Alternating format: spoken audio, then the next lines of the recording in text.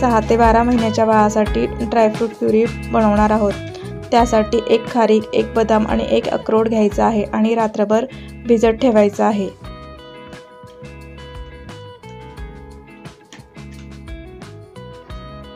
आता सकाळी हे छान भिजलेलं आहे। त्यानंतर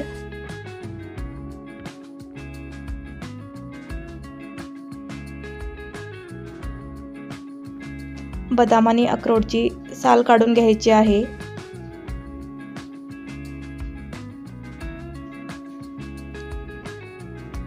आणि त्यानंतर खिसणीनं खिसून घ्यायचं आहे।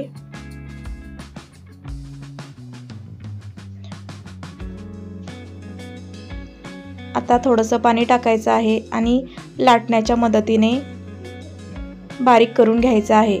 थोडं थोडं पाणी टाकायचं म्हणजे छान पेस्ट तयार होईल। आता हे छान पेस्ट तयार झालेली आहे। जास्त घट्ट झाला असेल तर थोडंसं पाणी ॲड करायचं आहे। ही झाली ड्रायफ्रूट्स प्युरी तयार। मिक्सरमध्ये बारीक करायचं नाही, त्यामुळं बाळाला चावण्याची सवय लागणार नाही।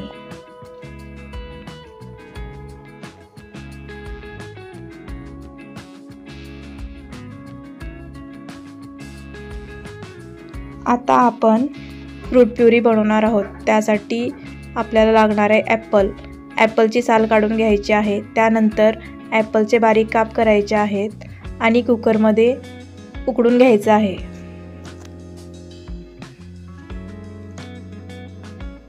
दोन शिट्ट्या घ्यायच्या आहेत।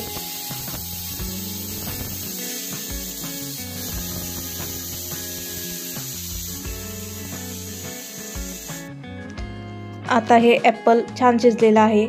त्यानंतर स्मॅशरने आपल्याला ॲपलला स्मॅश करून घ्यायचं आहे। मिक्सरमध्ये बारीक करायचं नाही, त्यामुळं बाळाला चावायची सवय लागणार नाही। त्यामुळं स्मॅशरने किंवा हातानेच आपल्याला ॲपलला बारीक करून घ्यायचं आहे। ही झाली ॲपल प्युरी तयार। ॲपल हे चवीला थोडंसं आंबट असतं, त्यामुळं बाळाला हे उकडून द्यायला पाहिजे। नंतर पियर प्युरी बनवायची आहे। त्यासाठी पियरला स्वच्छ धुवून त्यावरची साल काढून घ्यायची आहे। त्यानंतर पियरचे छोटे काप करायचे आहेत आणि एका भांड्यामध्ये पाणी उकळून घ्यायचं आहे आणि त्यावरती एक जाळीची प्लेट ठेवायची आहे आणि त्यावरती एक भांडं झाकायचं आहे। 10 ते 15 मिनिटे उकडून घ्यायचं आहे। त्यानंतर 10 ते 15 मिनिटानंतर पियर छान उकडलेलं आहे। आता याला स्मॅश करून घ्यायचं आहे स्मॅशरच्या मदतीने। आता हे छान स्मॅश झालेलं आहे। ही झाली पियर प्युरी तयार।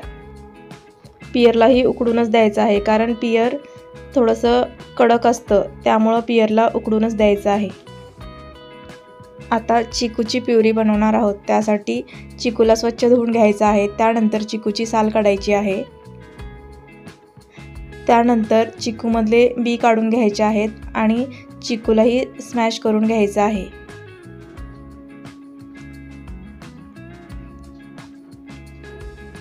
आता छान स्मॅश करून झालेला आहे।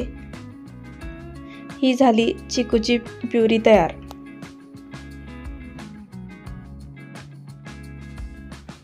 आता त्यानंतर व्हेजिटेबल प्युरी बनवणार आहोत। त्यासाठी रताळ घ्यायचा आहे, म्हणजे स्वीट पोटॅटो।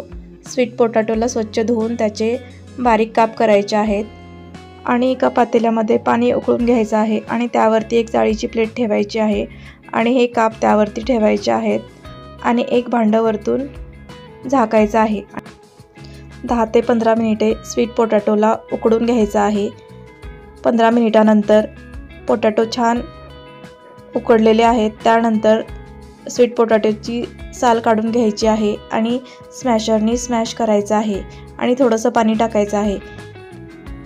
ही झाली स्वीट पोटॅटो प्युरी तयार। आता त्यानंतर गाजराची प्युरी बनवणार आहोत, म्हणजेच कॅरट प्युरी। त्यासाठी गाजराला स्वच्छ धुवून बारीक काप करून घ्यायचे आहेत आणि एका भांड्यामध्ये पाणी उकळून घ्यायचं आहे आणि त्यावरती जाळीची प्लेट ठेवून गाजराचे काप त्या प्लेटवरती ठेवायच्या आहेत आणि त्यावरती एक भांडं झाकायचं आहे. 10 ते 15 मिनिटे गाजराला उकडून घ्यायचं आहे. 15 मिनिटानंतर गाजरं छान मऊ झालेले आहेत. आता स्मॅशरने स्मॅश करून घ्यायचं आहे. आता हे छान स्मॅश झालेलं आहे. ही झाली कॅरट प्युरी तयार. आता त्यानंतर बीटरूट प्युरी बनवणार आहोत. त्यासाठी बीटरूटला स्वच्छ धुवून घ्यायचं आहे आणि त्यानंतर बीटरूटची साल काढायची आहे. त्यानंतर बीटरूटचे छोटे छोटे काप करायचे आहेत आणि एका भांड्यामध्ये पाणी गरम करायला ठेवायचं आहे आणि त्यावरती जाळीची प्लेट ठेवायची आहे आणि त्या प्लेटवरती बीटरूटचे काप ठेवायचे आहेत आणि त्यावरतून एक भांडं झाकायचं आहे. 10 ते 15 मिनिटे छान उकडून घ्यायचं आहे. 15 मिनिटानंतर बीटरूटचे काप छान उकडलेले आहेत. आता स्मॅशरच्या मदतीने स्मॅश करून घ्यायचं आहे. आता हे छान स्मॅश झालेलं आहे. ही झाली बीटरूट प्युरी तयार.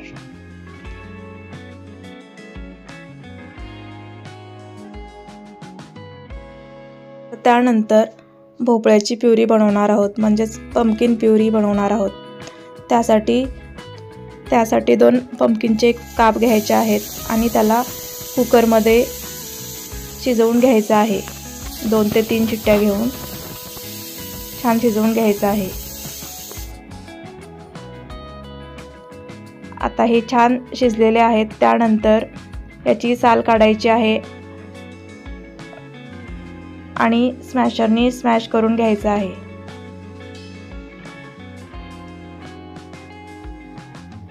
आणि थोडंसं खूप घट्ट झालं असेल तर थोडंसं पाणी टाकायचं आहे. ही झाली पंपकिन प्युरी तयार. कोणतीही प्युरी मिक्सरमध्ये बारीक करायची नाही, त्यामुळे बाळाला चावण्याची सवय लागणार नाही.